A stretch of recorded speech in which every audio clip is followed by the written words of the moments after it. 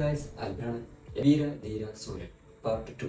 ശരിക്കും കേട്ടോ, പാർട്ട് 2 കേട്ടോ, പാർട്ട് 1 അല്ല, പാർട്ട് 2.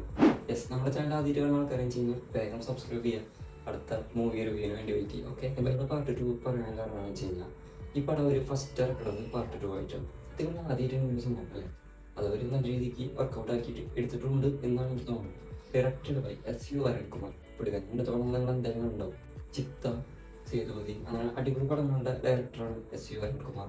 എസ് പടത്തിൽ അഭിനയിച്ചിട്ടുള്ളത് വിക്രമുണ്ട്, S.J. സൂര്യനുണ്ട്, സുരാജ് വെഞ്ഞാറുമുണ്ട്, തുഷാർ വിജയനുണ്ട്, പിന്നെ കുറച്ച് ആൾക്കാരുണ്ട്. സംഭവം മെയിനായിട്ട് ഇവർ 3-4 പേരിലാണ് പടം കൊണ്ടുപോകുന്നത്. സത്യം പറഞ്ഞാൽ ഈ 4 പേര് തന്നെ മതി പെർഫോമൻസ് കൊണ്ട് പറയേണ്ട കാര്യം. ശരിക്കും മലയാളത്തിൽ നിന്ന് ഒരു ആക്ടർ കൊണ്ടായിട്ട് തമിഴിൽ കാണിക്കുമ്പോൾ സത്യം പറഞ്ഞാൽ ഒരു നല്ലൊരു വേഷം കൊടുക്കാത്ത പോലെ എനിക്ക് ഇടയ്ക്ക് ഫീൽ ചെയ്യാറുണ്ട്.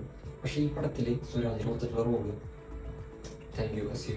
അരുൺകുമാർ. കാരണം എന്താ വെച്ച് കഴിഞ്ഞാൽ പുള്ളിക്കാരന് അമ്മയുടെ റോളാണ് കൊടുത്തിട്ടുള്ളത്. അത് അങ്ങേര് വൃത്തിയിൽ ചെയ്ത് വെച്ചിട്ടുണ്ട്.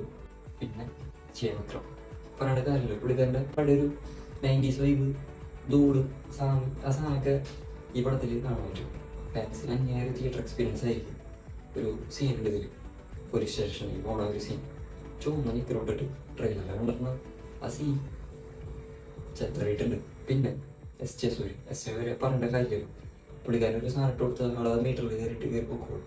അതാണ് തന്നെ ഇതിലുണ്ട്. അടിപൊളി ചെയ്തിട്ടുണ്ട്. പടം ഇങ്ങനെ കൊണ്ടുപോകുമ്പോൾ തന്നെ പടത്തിന് ഫസ്റ്റ് പാർട്ടിൽ എന്തൊക്കെയാണ് നടന്നിട്ടുള്ളത് എന്നൊക്കെ ഒരു സൂചന S.U. അരുൺകുമാർ എന്ന ഡയറക്ടർ ബ്രില്യൻ്റായിട്ട് ചെയ്തിട്ടുണ്ട്. കാരണം അത് ഓഡിയൻസിന് നൈസായിട്ട് കണക്ഷൻ കൊടുക്കുന്നുണ്ട്. എന്തായിരിക്കും ഫസ്റ്റ് പാർട്ടിൽ ഉണ്ടായിട്ടുണ്ടാവാം എന്നൊരു സംഭവം കൊടുക്കുന്നുണ്ട്. ഫസ്റ്റ് പാർട്ടി ഇനി ഇറങ്ങുമ്പോഴായിരിക്കും നമുക്കത് കൂടുതലായിട്ട് വിഷ്വലൈസ് ചെയ്യാൻ പറ്റുക. പടം മൊത്തത്തിലൊരു സ്ലോ പേസാണ്. ഞാൻ പറഞ്ഞല്ലോ, ഈ സ്ലോ പേസിന് ഇടയ്ക്ക് ഒരു കയറ്റം വരുന്നുണ്ട് 2-3 സീൻസിൽ. ആ സമയത്ത് മ്യൂസിക്കിൻ്റെ പ്രാധാന്യം പറയാണ്ടിരിക്കാൻ പറ്റില്ല. കാരണം G.V. പ്രകാശ് എന്ന മ്യൂസിക് ഡയറക്ടർ അപാര സാധനമാണ് അതിൽ കയറ്റിച്ചത്. ഈ പറഞ്ഞ പോലീസ് സ്റ്റേഷൻ സീൻ പോലും അന്യയിലേക്ക് വെച്ചിട്ടുണ്ട്. അടിപൊളി ബീജങ്ങളുള്ളതാണ് അതിൽ കയറ്റിയിട്ടുള്ളത്. പടത്തിന് എന്താണ് ആവശ്യം അതിനേക്കാളും ഒരു പടി മേലെയാണ് പടത്തിന് മ്യൂസിക് ചെയ്തിട്ടുള്ളത്. പിന്നെ പടത്തിൽ എടുത്തു വരേണ്ട ഒരു സീൻ എന്ന് വെച്ചാൽ അവസാനം ഒരു ക്ലൈമാക്സിൽ ഒരു ഫൈറ്റ് സീനുണ്ട്. ആ ഫൈറ്റ് സീനിൽ ചേമക്രത്തിൽ തന്നെ പഴയൊരു പടത്തിലൊരു മ്യൂസിക് ഉണ്ട്. ഇതിൽ വെച്ചിട്ട് ഫൈറ്റ് ചെയ്യുന്ന സമയത്ത് കയറി കൊളുത്തിയിട്ടുണ്ട്.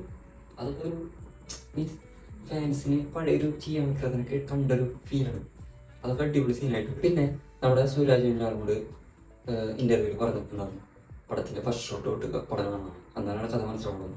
സത്യം പടത്തിൻ്റെ ഫസ്റ്റ് ഷോട്ട് തൊട്ടേ കഥ തുടങ്ങണം. വെറുതെ വാരി വെച്ച് കുറച്ച് സീനൊന്നും എടുത്ത് വെച്ചിട്ട് ഫസ്റ്റ് ഷോട്ട് തൊട്ടേ പടം തുടങ്ങും. പിന്നെ വേറൊരു കാര്യം എന്താ വെച്ച് കഴിഞ്ഞാൽ പടത്തിൽ കൂടുതൽ പെർഫോമൻസ് ആണ് സുരാജ് വെഞ്ഞാറുമൂട്, S.J. സൂര്യൻ ചെയ്യാൻ പറ്റും.